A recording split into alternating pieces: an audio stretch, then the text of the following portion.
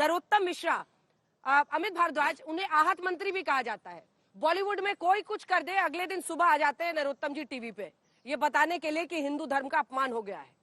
तो आहत मंत्री भी उन्हें कहा जाता है। और मतलब कुल मिलाकर एक लाइन में कहे तो हिंदुत्व का एजेंडा एमपी क्या पूरे देश में वो अपने कंधों पर उठा लेते हैं। अमित,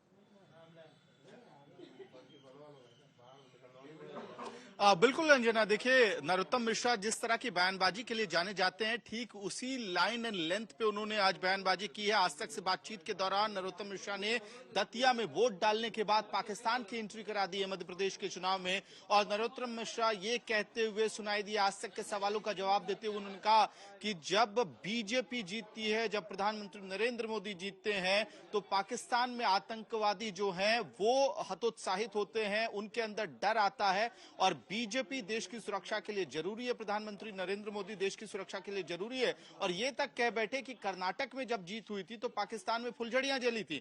लेकिन अहम बात यह है अंजना कि वो खुद को हिंदुत्व का चेहरा प्रोजेक्ट करने की कोशिश करते आए हैं। मध्य प्रदेश की सरकार में, बीजेपी की सरकार में नंबर 2 माने जाते हैं। लेकिन उसके बावजूद जहां उम्मीद होगी कि अगड़ी जाति का, ब्राह्मण वोट बैंक का नरोत्तम मिश्रा जो है पोलराइजेशन कराएंगे बीजेपी की तरफ, और लेकिन सांसद आए दतिया हैं की उनके 3 साथ सीटों साथ पर ये भी छोड़िए, उम्मीद से है, यहाँ जी सीएम पोस्ट को लेकर ये भी उम्मीद से है।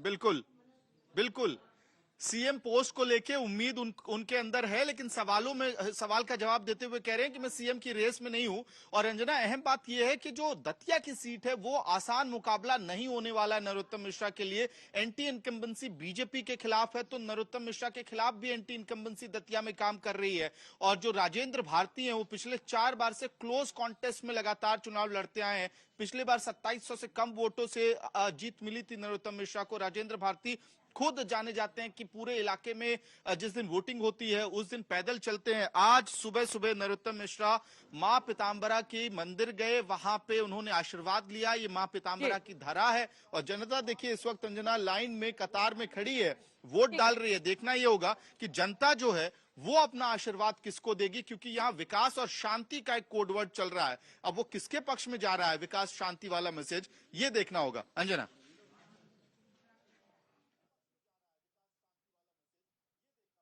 देखिए 9:15 हो चुके हैं और ऐसे में कतार आप दिखा रहे हैं, एक बार फुल स्क्रीन भी अपने दर्शकों को दिखा सकते हैं। ये तस्वीर आप देखिए कि कतार लंबी दिखाई दे रही है। बहुत मुश्किल है अनुमान लगाना। सईद अंसारी इंदौर से, आपने कैलाश विजयवर्गीय से भी बातचीत की है। देखिए कैलाश विजयवर्गीय को भी अगर हम उस रेस में माने, लेकिन एक हिंदुत्व का एजेंडा तो वो हो, नरोत्तम मिश्रा हो, ये सब उन चेहरे हैं जो लगातार इन मुद्दों पर बोलते हैं।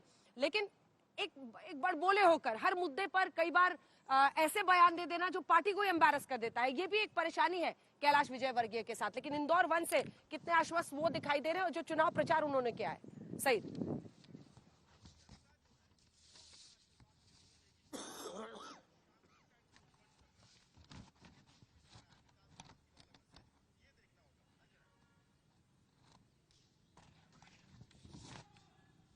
सईद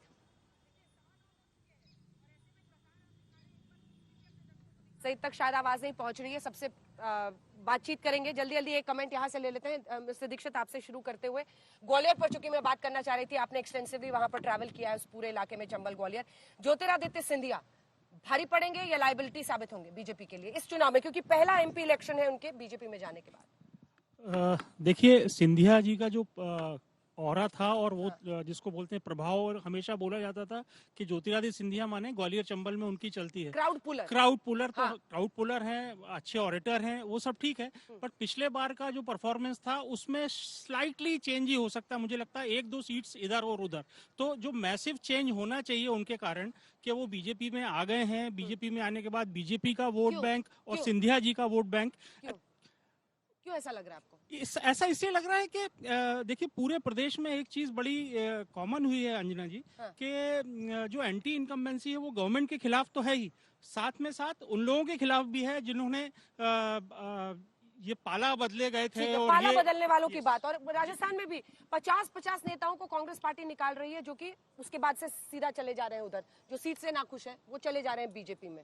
जी अंजना, देखिए हमने कर्नाटक में भी देखा, जो दल बदल किया था वो भारी मतों से हारे बाद में, तो ये बड़ा एक चौंका देने वाली चीज है अगर ये ग्वालियर चंबल क्षेत्र में भी होता है। दूसरा, प्रियंका गांधी की भी अब प्रतिष्ठा दांव पे लग गई कि जिस तरीके का उन्होंने हमला बोला सिंधिया के खिलाफ और सिंधिया ने जवाब दिया, तो वहां का चुनाव ये दर्शाएगा कि जनता किस तरफ है। जिस तरह का हमला प्रियंका गांधी ने किया था, उसके बाद ज्योतिरादित्य सिंधिया ने भी, जैसे मतलब जिसको कहते हैं कि सारी तोपें निकाल दी, बंदूकें निकाल दी, कुछ उन्होंने छोड़ा नहीं, क्योंकि अभी तक वो लिहाज करके ही गांधी परिवार के बारे में बोल रहे थे।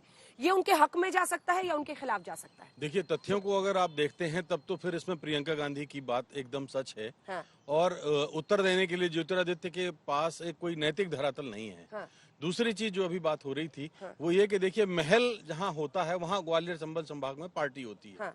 तो इस समय ग्वालियर चंबल संभाग में जो असल बीजेपी है वो महल की है। हाँ। तो जो 50 साल से उस महल से लड़ रहे थे, नरोत्तम मिश्रा, वीडी शर्मा, नरेंद्र सिंह तोमर, प्रभात झा, ठीक है, तो ये सारे कहाँ जाएंगे? एमपी में गुना में प्रधानमंत्री की रैली थी, जिसमें मैंने उसको कवर किया। उसमें ज्योतिरादित्य सिंधिया भी स्टेज पर थे गुना में। उस रैली में भारी भीड़ आसपास के इलाकों से वहां पर आई थी, मतलब आउट ऑफ कंट्रोल भीड़ आप कह सकते हैं उसे।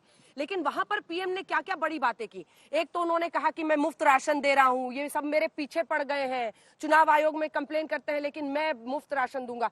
क्या वो भी एक बड़ा फैक्टर हो सकता है लाडली के अलावा? देखिए, प्रधानमंत्री की जितनी सभाएं हुई हैं और जो भाषण हुआ है वो बहुत नोटिस किया गया है, इसलिए कि वो विधानसभा चुनाव के प्रचार के लिए आए, लेकिन अपनी ही सरकार, अपनी ही मुख्यमंत्री का कोई जिक्र अपने भाषण में नहीं कर रहे हैं। वो अपने भाषण में जो लोगों से वोट मांगने की अपील कर रहे हैं, वहां पर वो केंद्र सरकार की योजनाओं की, अपने मोदी फैक्टर की बात कर रहे हैं, तो वो बहुत नोटिस किया गया। इसलिए मैं समझता हूं कि मध्य प्रदेश में केवल एक ऐसा मुद्दा रहा है, लाडली बहना, जो मुख्यमंत्री शिवराज सिंह की योजना है, वो सबसे बड़ी बात रही है कि जिसको प्रधानमंत्री नहीं चाहते हुए भी उनको हर अपने भाषण में, हर सभा में उसका उल्लेख करना पड़ा। आपको इसलिए टोक रही हूं सर, दिमनी में गोलीबारी की खबर आ रही है। जल्दी से बड़ी खबर अपने को दिखा देते हैं। मतदान को प्रभावित करने की कोशिश की गई है, ये खबर इस वक्त आ रही है दिमनी से। ये तस्वीरें भी हम आपको कुछ देर में दिखाएंगे, जहां पर झड़पों की खबर आई है। और जो शुरुआती जानकारी मिल रही है, मुरैना के दिमनी विधानसभा इलाके में फायरिंग की खबर है। ये बड़ी खबर इस वक्त हम आपको बता रहे हैं, यानी मतदान को प्रभावित करने की क्या ये कोशिश दिखाई देती है। मतदान के बीच दो गुटों में गोलीबारी की ये खबर है और मतदान जारी है। 2 घंटे बीत चुके हैं, तीसरे घंटे में देखिए ये वहां से फायरिंग की खबर आ जाती है।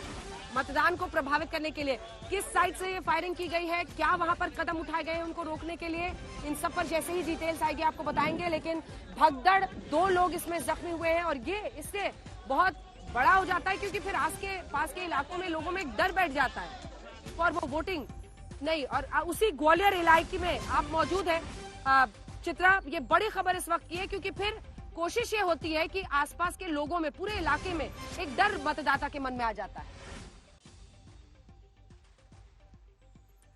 बिल्कुल सही कहा अंजना आपने। जो बड़ी खबर इस वक्त सामने आ रही है दिमनी विधानसभा, जहां से कृषि मंत्री नरेंद्र सिंह तोमर चुनावी मैदान में है, वहां से ये बड़ी खबर सामने आना, जहां पर 2 गुट आपस में भिड़ गए और फिर वहां पर फायरिंग हो गई है। आपको बताते चले कि जो जगह मिरघान पोलिंग बूथ है, मिरघान पोलिंग बूथ, जहां पर 2 गुटों में फायरिंग की खबर है। कुछ लोग गंभीर रूप से घायल भी हुए हैं। हालांकि मौके पर पुलिस बल की मौजूदगी है, वहां पर स्थिति को सामान्य किए जाने की कोशिशें की जा रही है। लेकिन इस वक्त फायरिंग की खबर सामने आई है उस जगह से जहां से नरेंद्र सिंह तोमर, भारतीय जनता पार्टी के प्रत्याशी, चुनावी मैदान में है। वो केंद्रीय कृषि मंत्री हैं। जिस ग्वालियर में मेरी मौजूदगी है, ग्वालियर चंबल इस इलाके का वो बड़ा चेहरा है, जाना माना चेहरा। ग्वालियर से पहली बार उन्होंने चुनावी जीत हासिल की थी 2002 में, 2009 में। उसके बाद वो सांसद बनते हैं। लेकिन 20 सालों के बाद अपने दर्शकों को बता दें, नरेंद्र सिंह तोमर चुनावी मैदान में है और इस वक्त वहां पर जिस जगह पर वो चुनावी मैदान में उतरे हुए हैं, वहां के एक पोलिंग बूथ पर फायरिंग की खबर सामने आई है निकलकर। हालांकि पुलिस बल की वहां पर भारी तादाद में मौजूदगी है। जल्दी जल्दी हमारे साथ महेश शर्मा जी एक टिप्पणी आपसे करते हुए,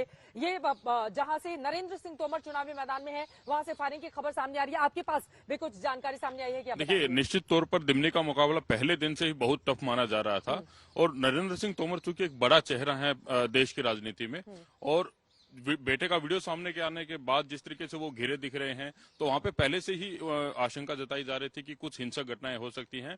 और अकेले दिमनी में ही नहीं, मुरैना और भिंड के आसपास भी कई इलाकों से हमारे पास सूचनाएं मिल रही कि वहां पे माहौल खराब हो रहा है। कई जगहों पे प्रत्याशियों को भी नजरबंद किया जा रहा है, प्रत्याशियों कौन के लोग हैं समर्थकों जो को भी माहौल खराब नजरबंद कर किया रहे जा हैं? रहा है। आखिर ऐसे कौन, क्योंकि वहां पर सुरक्षा के बेहद कड़े और बड़े इंतजाम किए गए हैं। इसके बावजूद अगर वहां से इस तरह की खबरें सामने आ रही है जहां से कृषि मंत्री ही चुनावी मैदान में उतरे हो, कौन है ये लोग? क्या आइडेंटिफाई किया गया है उन लोगों को?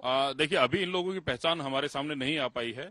निश्चित तौर पर ये किसी न किसी राजनीतिक दल के प्रतिनिधि ही होंगे, लेकिन अभी हम इस बारे में कुछ कह नहीं सकते हैं। ये पुलिस और जांच एजेंसी इस बारे में कुछ सुरेश बताएगी तो सम्राट स्पष्ट होगा। जी, यहाँ पर क्या चूक हो रही है? क्योंकि फायरिंग का हो जाना, लोगों का घायल हो जाना, ये अपने आप में स्थिति को बताता है कि वहां पर किस तरह के सुरक्षा इंतजाम किए गए थे। आपके पास क्या जानकारी आ रही है? और इस इलाके में खासतौर से मैं बात करूं जहां से दिमनी से चुनावी ताल ठोक रहे हैं कृषि मंत्री, वहां पर सबसे बड़ा मुद्दा इस बार का क्या रहने वाला है? दिमनी पहले से ही बहुत संवेदनशील रहा है जी। और ये आशंका बहुत पहले से बनी हुई थी।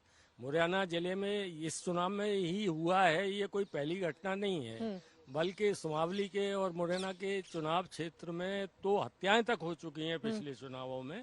तो इसलिए ये दिमनी को लेकर ये आशंका पहले से ही थी। इसके अलावा दिमनी में आशंका होने के बावजूद भी वहां पर इंतजाम बड़े नहीं किए गए, किस तरह से फायरिंग हो जाती है? मैं ये नहीं लोगों मान के सकता। इंतजाम प्रशासन ने बहुत पुख्ता इंतजाम किए हैं और उस इंतजाम की वजह से ही मुरैना जिले में या चंबल में सफलतापूर्वक चुनाव संपन्न भी हो जाते हैं।